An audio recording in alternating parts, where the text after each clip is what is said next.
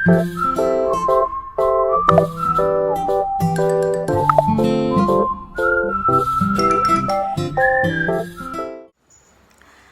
teman-teman, Assalamualaikum warahmatullahi wabarakatuh. Perkenalkan, nama saya Gina Rodatul Jana Saili. Saya dari Prodi Hubungan Internasional A2020. Nah, untuk kali ini saya akan melanjuti curhatan filsafat dari part 1 dan part 2. Dan di video kali ini adalah part 3 dari curhatan filsafat. Nah, untuk di curhatan filsafat kali ini saya akan update jawaban yang saya dapatkan dari pertanyaan yang sudah saya pertanyakan di part 1 dan part 2. Mungkin beberapa dari kalian belum tahu gitu kan ya, belum nonton di part 1, part 2. Nah, jadi pertanyaan saya itu, kenapa sih Tuhan menciptakan saya padahal saya tidak pernah meminta untuk diciptakan?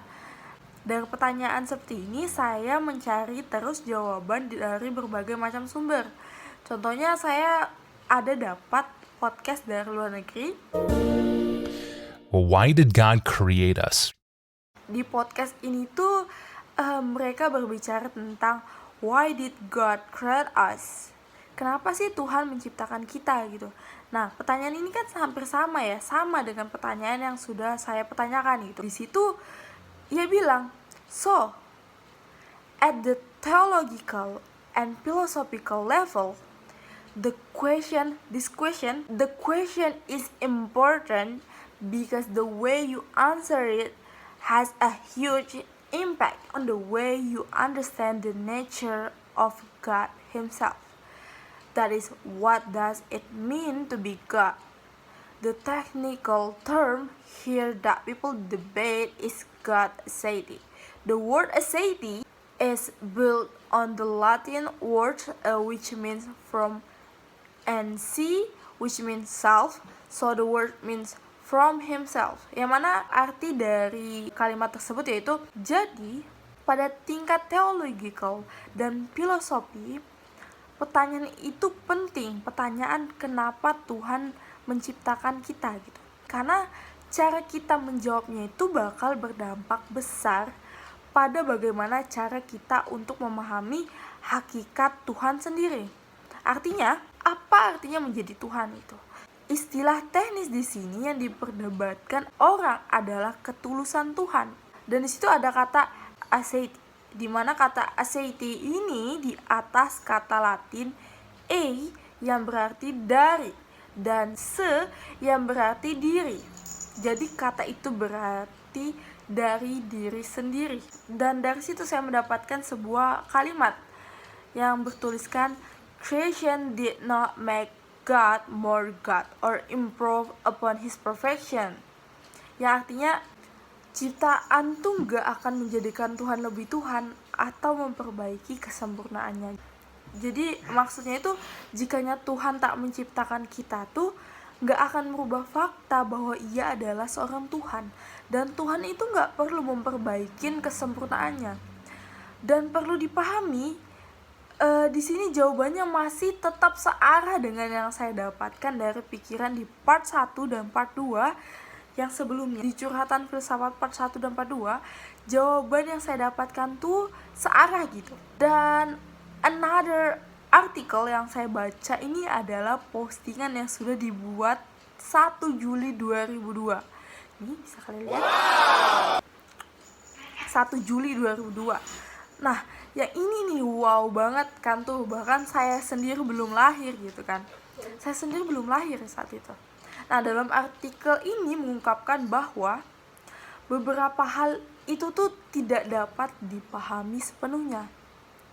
Hal-hal yang tidak terbatas, hal-hal yang kekal, masalah kedaulatan Tuhan, ini tuh melampaui pikiran kita yang terbatas dan duniawi.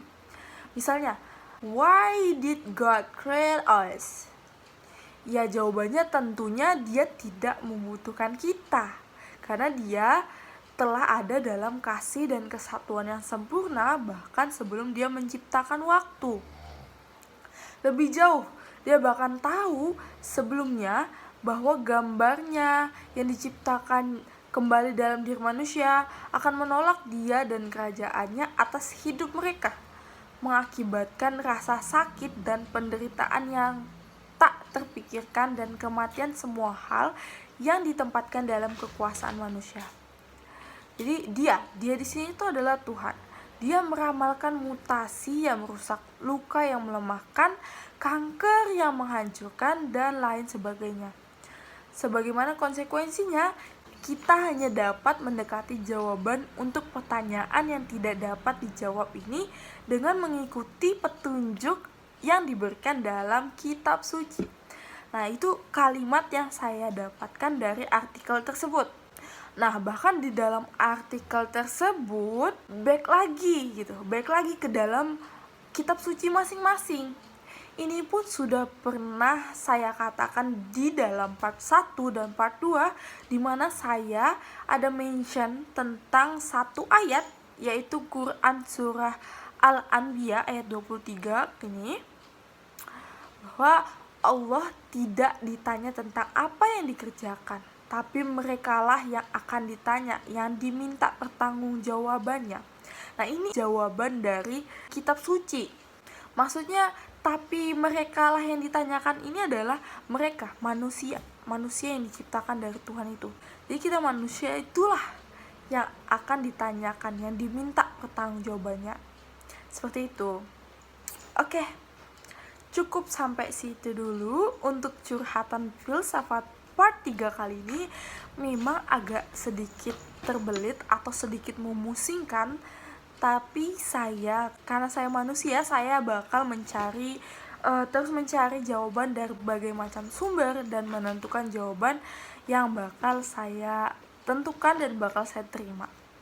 Sekian aja untuk video part 3 kali ini. Jika ada salah kata, saya mohon maaf banget, atau mungkin ada berbelit kata, saya mohon maaf, karena ini sudah malam juga. Saya record video ini jam 1:30 pagi, dan kucing saya sedikit barbar. Nah, jadi sampai sini aja. Terima kasih sudah mendengarkan sampai habis. Wassalamualaikum warahmatullahi wabarakatuh. Dadah.